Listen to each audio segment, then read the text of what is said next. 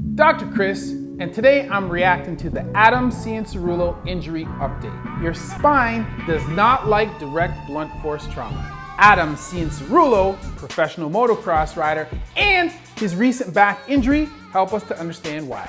Ladies and gentlemen, can I please have your attention? Hey everybody, Dr. Chris, orthopedic surgeon and sports medicine physician. If you are here because you subscribed after my video on Ken Roxon, then thank you for becoming a member of the Intern Army. Welcome to my channel where I explain orthopedic injuries and sports medicine in a way that's easy to understand for everybody. Today, I'm talking about Adam Cianciarulo and the injury that he sustained on May 31st, 2020 at the Salt Lake City 1 event. This event occurred in his return from a February 22nd injury, a clavicle or a collarbone fracture. Adam had a great start in the main event, and early in the race, he was running in second place. However, when attempting to double-double the rhythm section, he crashed and was struck by oncoming traffic. Wait, let me rephrase that.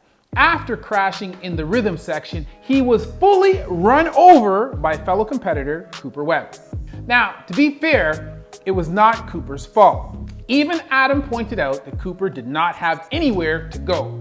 At any rate, Adam was unable to continue in the race. Despite his excitement to be back racing, the pain was too great to finish, leaving him to pick up only a single point at the event. The accident itself did not look that bad. And despite the fact that he was run over by Cooper Webb, Adam was able to stand under his own power, and he was able to move all four extremities at the time of injury. This would suggest that he had not suffered any long bone or extremity fractures, or any fractures that compromised the stability of his spine. It also would suggest that he had not suffered any type of neurological injury affecting his head or his extremities.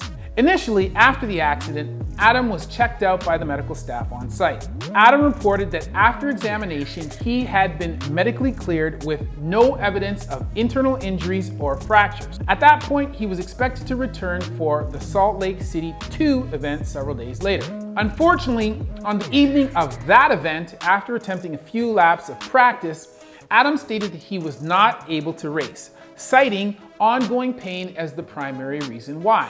He also noted, however, that he was experiencing weakness in his legs, which left him unable to squeeze the bike as required to race properly.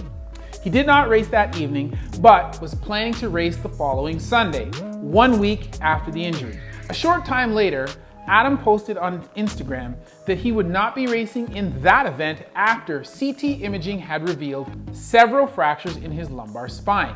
I got my CT scan results back yesterday, and turns out I do have 4 acute fractures on the transverse processes. He announced that he would be out for the remainder of the Supercross season while he recuperated from his injuries.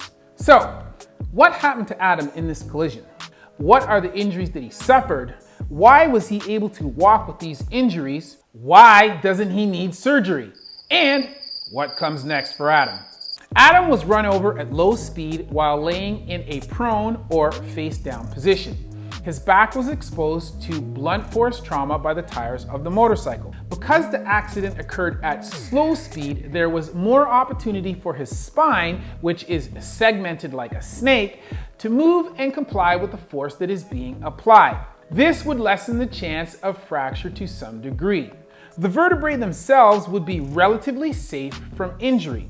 However, smaller spinal structures like the vertebral spines, transverse processes, or vertebral facets could still be injured. In his Instagram post, Adam revealed that he had suffered fractures to the transverse processes of 4 of the 5 lumbar vertebrae on the right-hand side in his low back. The transverse processes are the small wings that extend from either side of the vertebrae. In the lumbar spine, several muscles attach to these wings, including the psoas or hip flexors, the transversus abdominis, and the quadratus lumborum. Remember the weakness that Adam had mentioned? We could expect that there would be weakness with any muscle that attached to the fractured bones. In Adam's case, this would limit his ability to lift his right leg or stabilize his trunk or body on the right-hand side. Generally, X-rays are used as our initial diagnostic tool to reveal fractures to us. However, sometimes fractures are quite subtle and cannot be seen by X-ray. In these cases, we will use CT imaging to give us more detailed information. In Adam's case, his fractures were only recognized after a CT scan of his lumbar spine. This suggests that the fractures were minor in nature and minimally displaced.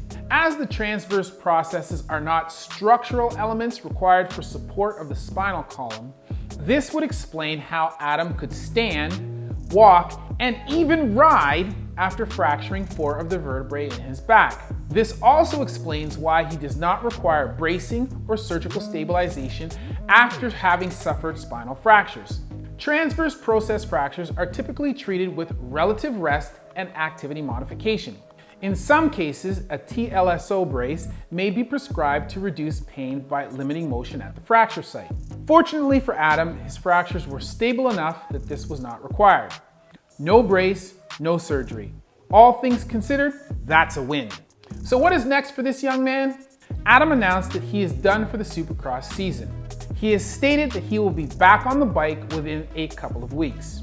From a medical perspective, if all goes well, we can expect his fractures to heal within 6 to 8 weeks. After this time, he will be able to make a graduated return to his regular activities, including competitive riding. I'll be keeping an eye on the situation to see if everything goes according to plan.